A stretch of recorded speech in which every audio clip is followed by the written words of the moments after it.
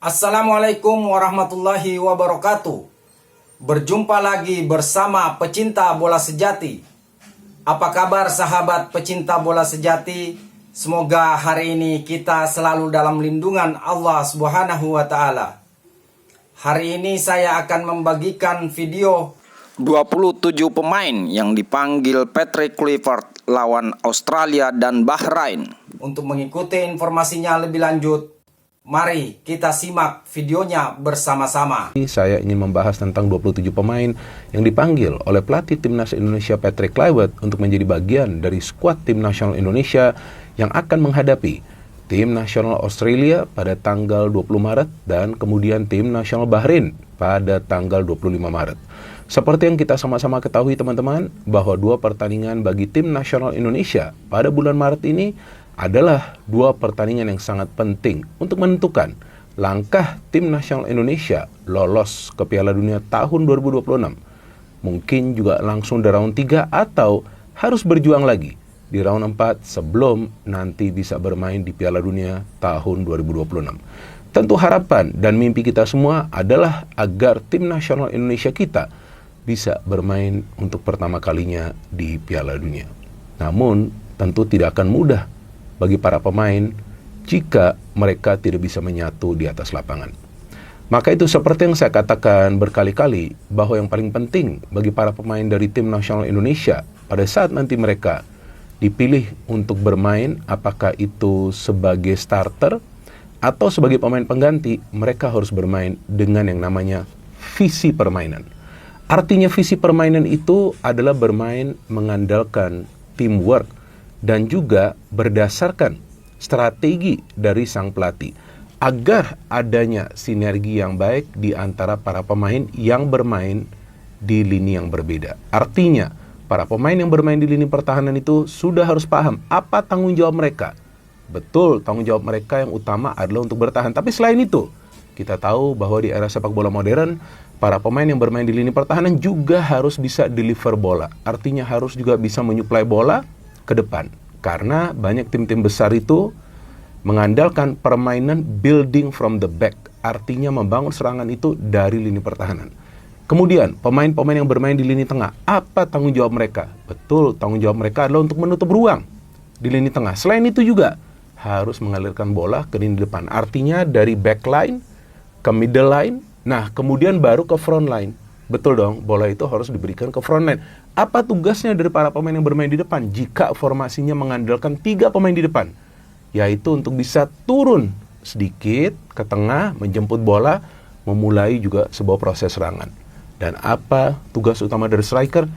Tentu dan jelas adalah untuk mencetak gol. Tapi selain itu juga harus bisa membuka ruang bagi pemain-pemain lain yang bisa masuk melakukan penetrasi ke kotak penalti pertahanan tim lawan. Maka itu, pemain-pemain yang dipilih oleh sang pelatih harus merupakan pemain-pemain yang kurang lebih bisa memahami rencana permainan dari sang pelatih. Nah, sekarang saya ingin memberikan informasi kepada teman-teman yang tentu juga sudah mengetahui ya, siapa saja sih 27 pemain yang dipanggil oleh Patrick Kluivert. Dan ada satu pemain baru, yaitu Septian Bagaskara, pemain yang sekarang bermain di Dewa United, yang kalau nggak salah telah mencetak 7 gol dan memberikan 1 assist.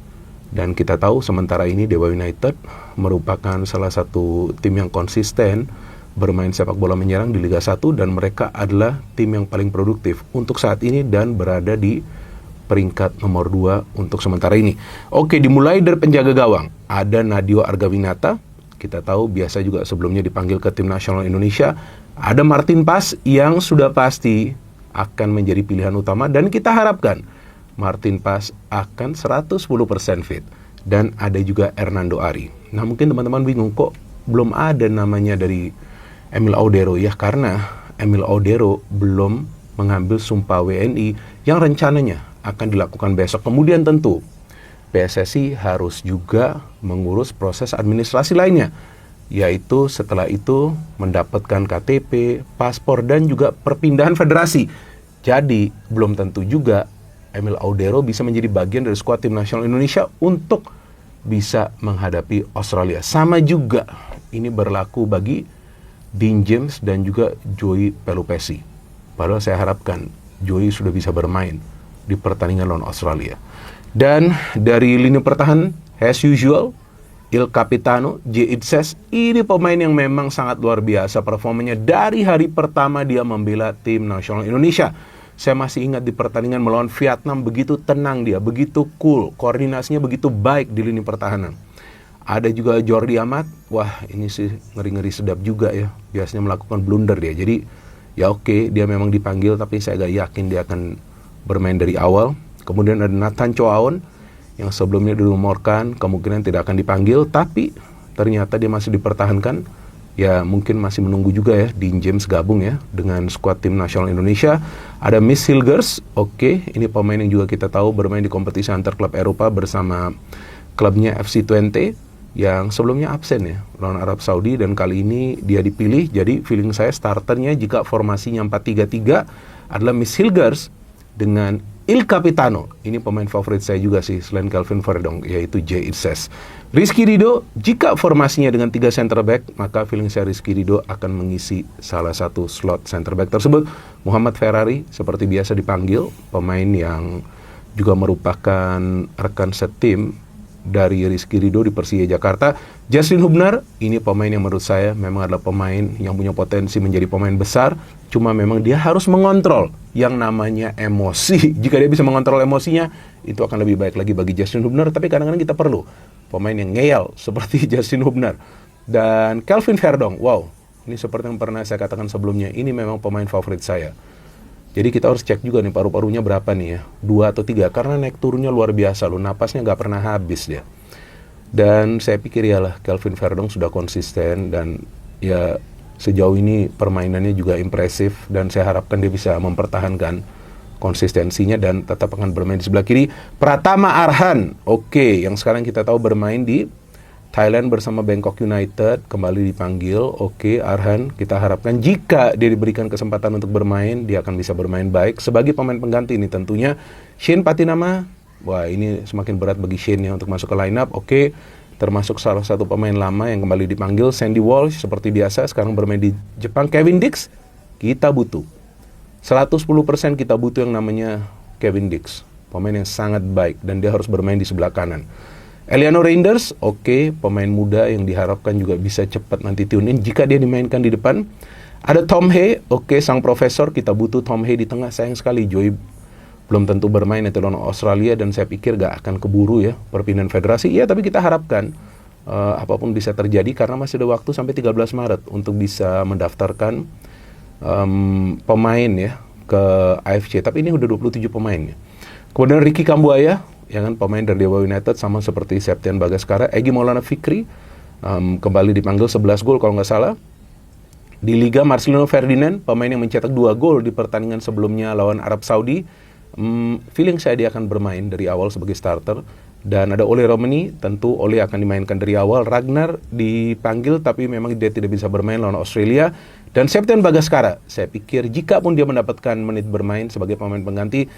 Rafael Strijk, nah ini masih tanda tanya apakah Rafael akan dimainkan dari awal. Tapi jujur, walaupun Rafael ini gak banyak mencetak gol ya, kalau nggak salah baru 1 gol ya bagi timnas Indonesia senior, tapi pergerakan-pergerakan liar dia itu ya yang biasa mengganggu konsentrasi dari para pemain tim lawan.